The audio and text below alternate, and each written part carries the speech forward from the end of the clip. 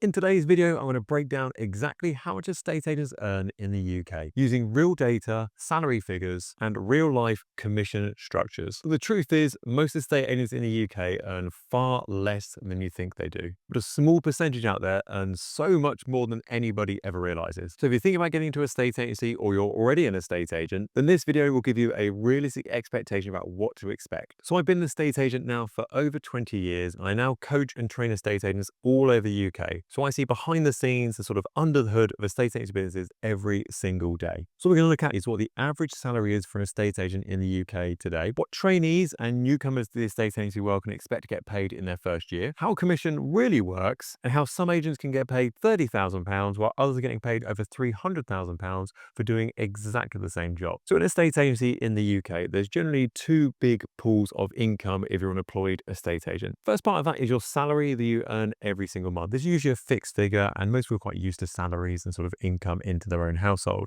But also on top of that, you get commission in most estate agencies. And this can turn what is a fairly basic paycheck into a really good paycheck, should you be selling enough properties, obviously. So if we look at the average base salary for estate agents in the UK in 2026, it rests just under £30,000 at £28,500 per annum. But when you take into consideration the commission payments every single month on top of that goes along that salary, then you're looking at anywhere from sort of £30,000 to about £50,000 per annum income to an estate agent. So if you look at the median salary in the UK today in 2026, it's about £37,000. So if you're just looking at that basic salary for being an agent, you are well underneath that. Whereas if you look at it as a whole combined picture with regard to commission involved with that as well, anywhere from sort of 30,000 to 50,000 we talked about, it's pretty much give or take in the middle of that median range. So looking at that average figure, obviously that takes into consideration a large range of estate agents based about the entire country as well. From brand new team members who maybe aren't quite paid all that much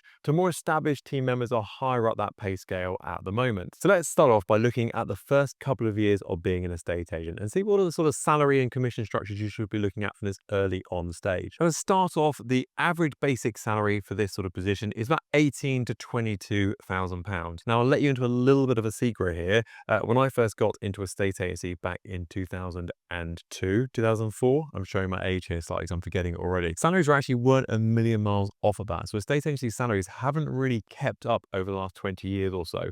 They're fairly stagnant in the grand scheme of things. But the positive news is obviously over that time, house prices have increased in value as well. So therefore estate agency commissions have increased just by default because they're selling a more valuable product at the end of the day. Now, when you first start in a estate agency, you can sometimes get what's known as a guaranteed commission. This is where it takes a little bit of time, even if you started on day one in an estate agency, it takes you a little period of time to get properties listed on the market, sold, for example. And it takes quite a long time to get paid from a seller in the average estate agency in the UK.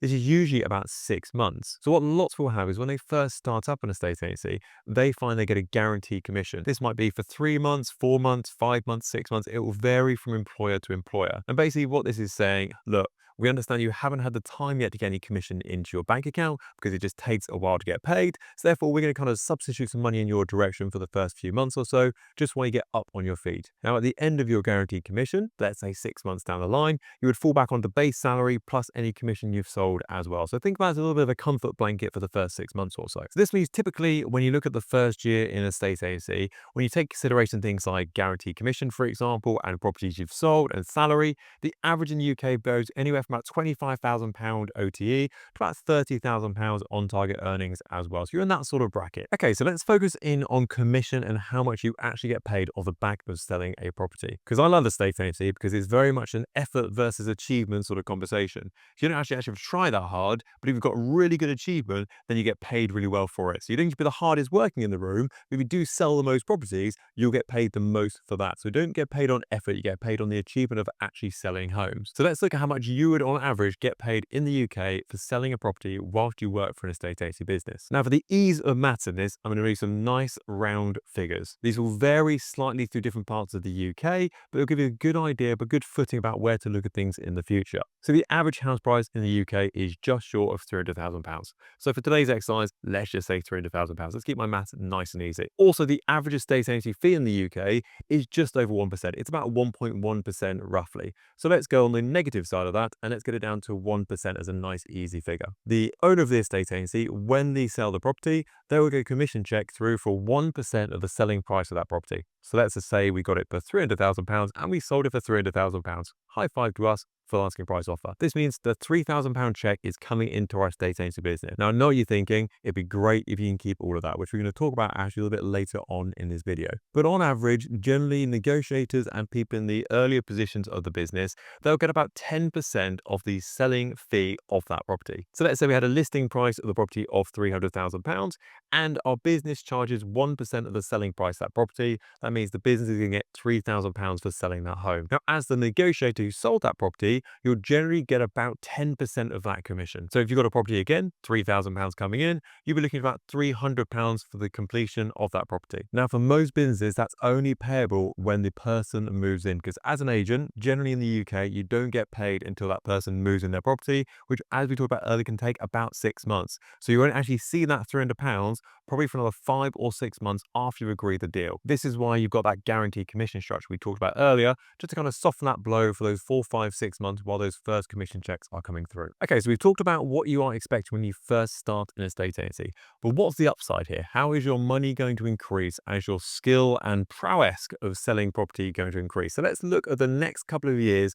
and how your salary might increase over time. So we've talked about already how that looks with a new starter to estate agency. We're looking at, roughly speaking, sort of 25,000 to about 35,000 as a rough sort of idea and a bracket you're looking to be into. Now, the mid-level, which is sort of the next step up from new beginners to the estate agency world, you're probably looking about 40 to 50,000 pounds on target earnings. This is going to be positions like senior negotiators, for example. It might be valuers. It might even lean into some branch managers as well. As we move sort of slightly higher up the estate agency hierarchy, we move into sort of senior positions / management positions as well. And for these positions, you're looking at about £60,000, about £80,000 as a rough idea. Now, this will vary slightly. It will be slightly more skewed towards London as well. Obviously, generally speaking, salaries are slightly higher there, whereas in the quieter parts of the UK, it might be a bit lower. But as an average overall for sort of a management position and a senior position in the estate agency in the UK, you're looking at, roughly speaking, 60,000 to 80,000 being on the right sort of lines. Now, there is a level above this as well, and this is the top performers in the United Kingdom. And these are usually earning above £100,000 a year. They're either running or play a really big role in a really successful estate agency. Generally speaking, the closer you are to London, the more money there is in that as well.